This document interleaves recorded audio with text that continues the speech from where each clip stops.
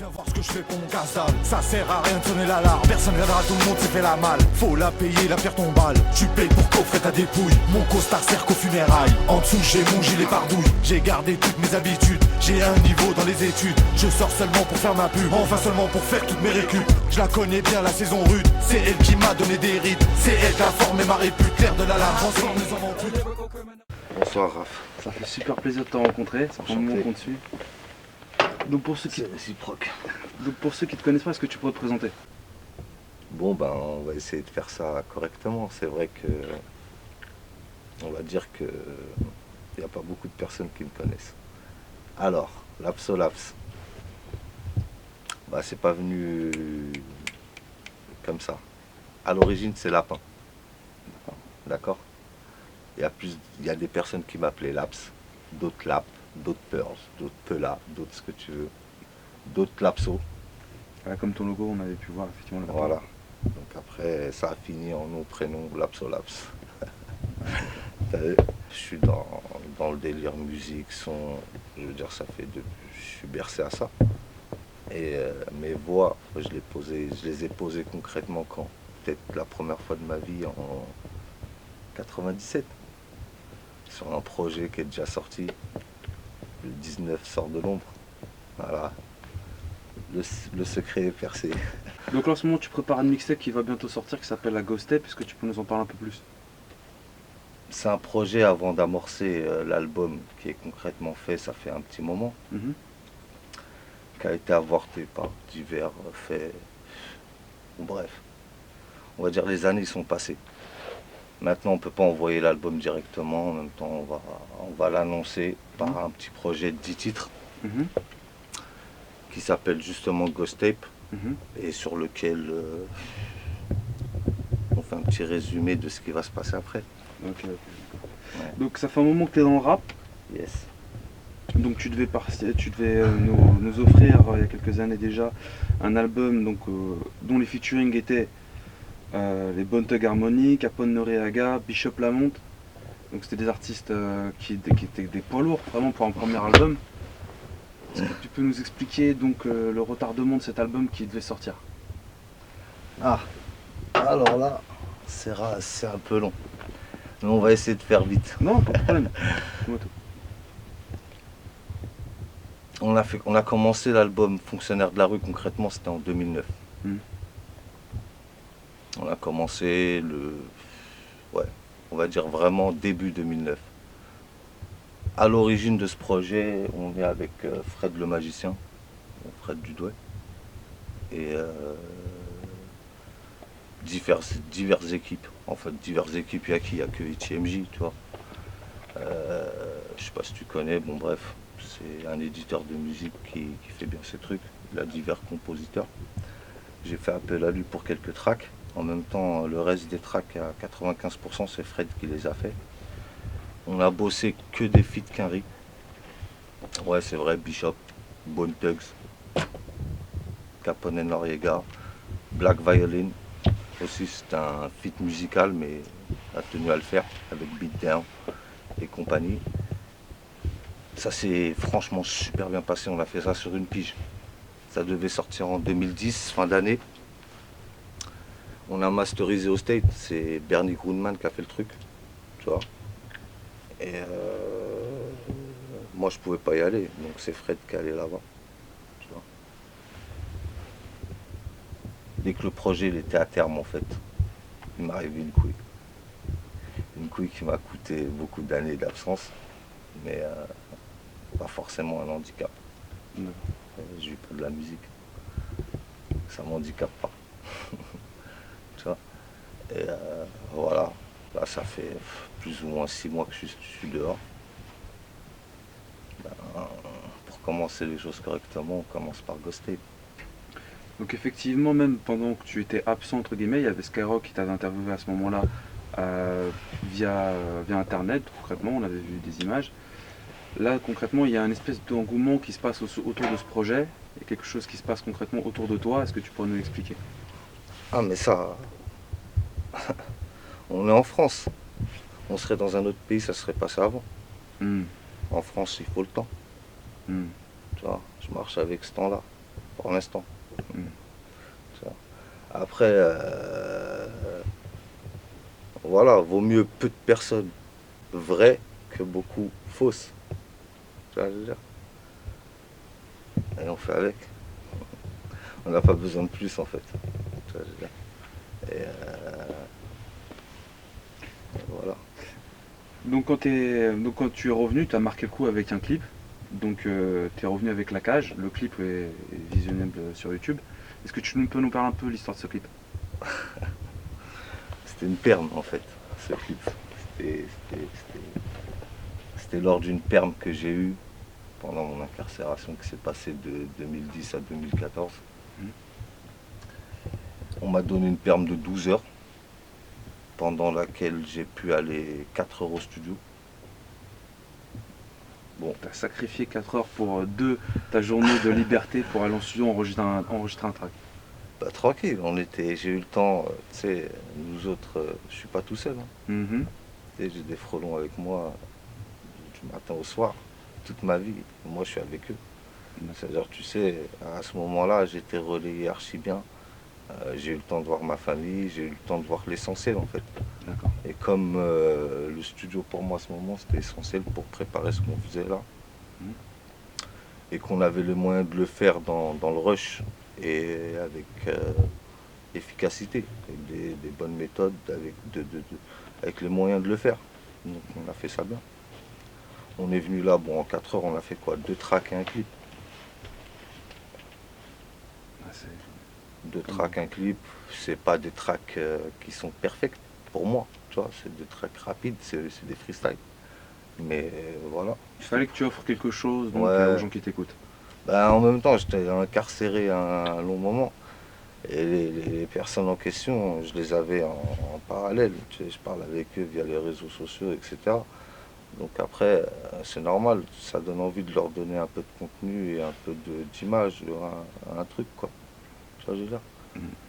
Voilà, c'est pas pour buzz ou autre chose, c'est juste pour. Voilà. Alors en parlant de buzz, on a vu notamment sur les réseaux sociaux que tu organisais un jeu sur Facebook. Est-ce que tu peux nous en parler?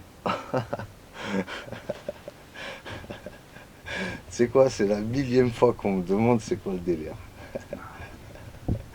T'as vu? Excuse-moi. Non, mais tranquille, en même temps, c'est bien, tu vois. D'accord. C'est bien de se renseigner dessus. C'est un jeu qui a commencé. C'était anodin au début. Mhm. C'était un truc entre moi et mes frelons qui sont là un peu partout, tu vois. Ouais, à ton avis, celui-là il va trouver, celui-là il va trouver. Bon, vas-y, on va donner un Pascal. Bon, au lieu que le pari se passe entre nous, il s'est passé Sur Facebook. sur Facebook, tu vois. Donc, le thème c'était quoi? C'est que j'arrive avec une tenue, tu vois, que je choisis, de la haute couture. Et puis, ben, il y a 4 marques différentes. Celui qui arrive à trouver les 4 marques, ben, je lui offre 500 euros. Cash.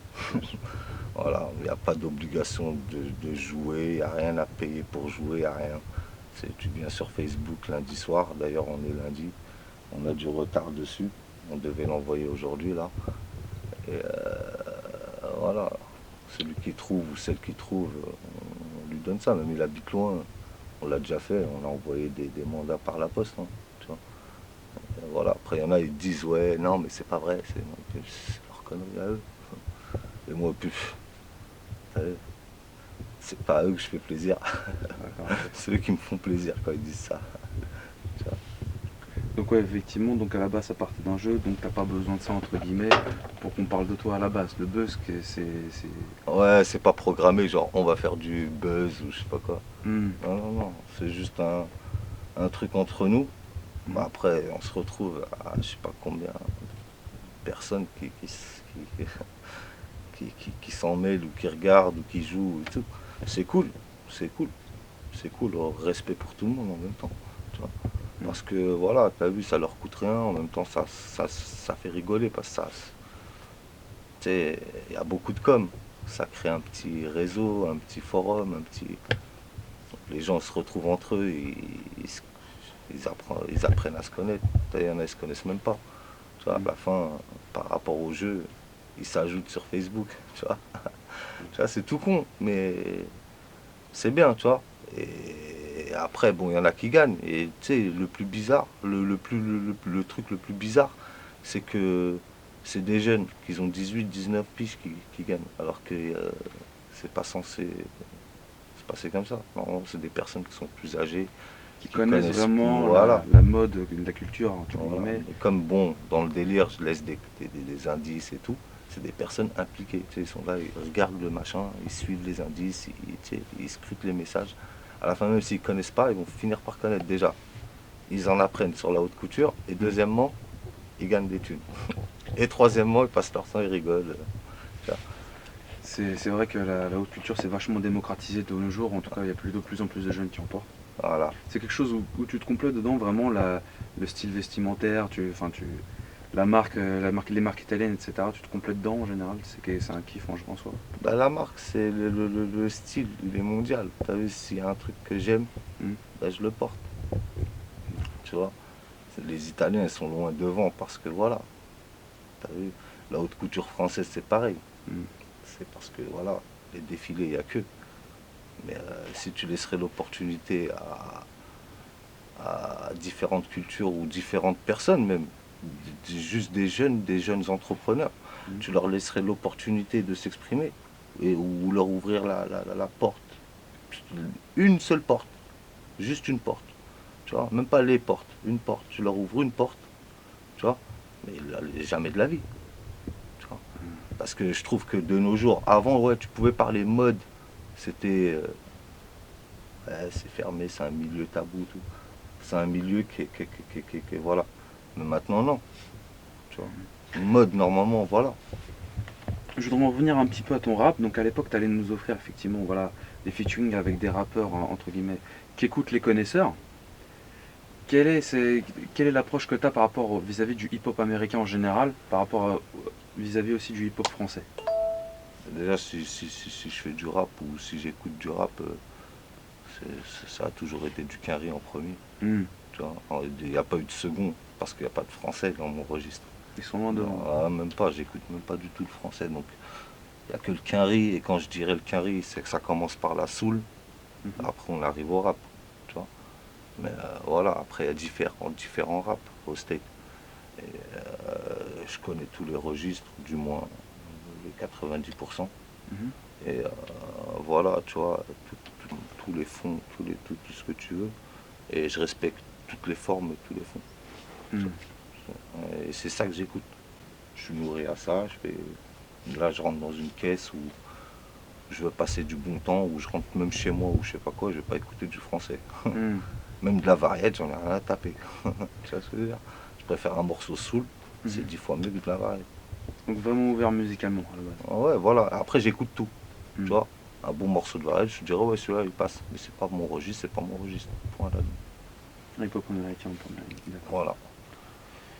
Ok, donc j'allais te demander, donc effectivement, voilà, le rap en ce moment, effectivement, tout le monde s'y met un petit peu, la trap musique, etc. Il y a vraiment une influence qui est vraiment en connotation avec ce qu'on vient de dire par le rap américain. Est-ce que tu t'en complètes donc, qu'est-ce que tu penses du rap actuel français? Tu vois, là, normalement, il y a un frelon à moi qui m'aide, parce que moi, dans le rap français, je ne connais rien. D'accord. À part, je suis limité à ceux que je connais. Je connais des personnages du rap français qui sont bien, des frelons que je respecte et tout. Mais je ne roule pas à leur musique. Moi, t'as vu, je roule pas, tu vois, je roule qu'aucun rec. J'écoute que, tu vois, que ce qui se passe, franchement, là-bas, je te mens pas, tu vois. Français, bon, à part si je tombe au hasard sur Skyrock ou un truc qui tourne, tu vois, et te mettre du rap français et que je dois l'écouter, ben, je vais passer dessus, tu vois. Mais je me verrai pas, c'est pas ça, c'est pas mon délire en fait. C'est pas que y a rien de truc, c'est que c'est pas mon délire. Il n'y a rien qui en ressort quand tu écoutes. C'est pas du tout mon truc. Donc on va revenir un petit peu sur tes projets. Donc là, 2015 concrètement, comment ça va se passer pour toi? Comment tu veux que j'espère ça, que ça se passe, je veux dire. On espère que ça se passe. Bah écoute, après la Ghost Tape, si l'album il s'empile bien, de toute façon c'est bien parti. Bah j'espère l'album et encore un autre projet surprise. D'accord. Donc 3 dans la même année, ça serait bien. Okay. 2015, 3 projets, donc Voilà. peut-être avoir le genre. Okay. Après, pour rattraper sur le visuel, comme ça, ceux qui diront qu'il n'y a pas de visuel. Donc il y aura une présence de toi vraiment cette année. Okay. Après ça, ils auront plus mal. Donc le mot de la fin, l'abso, on te le laisse. Qu'est-ce qu'on peut te souhaiter? Qu'est-ce que tu annonces de beau? Il faut que je les pèse les mots. Attends, laisse-moi 2 minutes. Ouais, Là, je rigole. Qu'est-ce qu'on peut dire?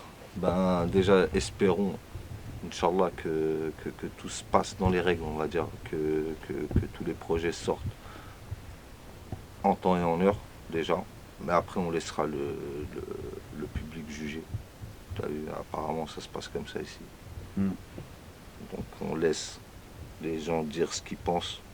T'as vu, tous, hein, ceux qui nous aiment bien, ceux qui nous aiment pas. Maintenant, il n'y a que comme ça qu'on va jauger ce qu'on a fait. Okay. T'as vu.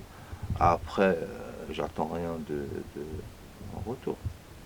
Au contraire, il y a un merchandising qui est correct qui arrive. Il y a un site internet qui arrive. On est présent sur les réseaux, on est présent sur la capitale. Et voilà, on répond à plusieurs demandes. Et nous, ça nous. Voilà. Nous, on fait ce qu'on voulait faire, ce qu'on aime faire. Après, on laissera les gens juger. Yo. Ok. J'ai beaucoup à faire, j'ai ma voiture à charger, j'ai mes frolos autour de moi, très lourdement harnais. Elle a PS, c'est ta, personne va m'en juger, parce que je suis là, je suis maintenant mis à l'avant. Peu là, je sors de tôle, la rue m'attend. Freelapse, je lève mon verre à ma city. L'abso gosse, fonctionnaire de la rue, community. Yo, j'suis pas à plaindre, j'suis parti de rien. J'suis dans le crack, j'suis dans le shit. J'utilise la thune quand je te serre la main. Peu là, c'était ça ou l'arrêt de bus. C'est grâce à mon argent que les salopes m'ont ouvert les cuisses. Yeah, bah.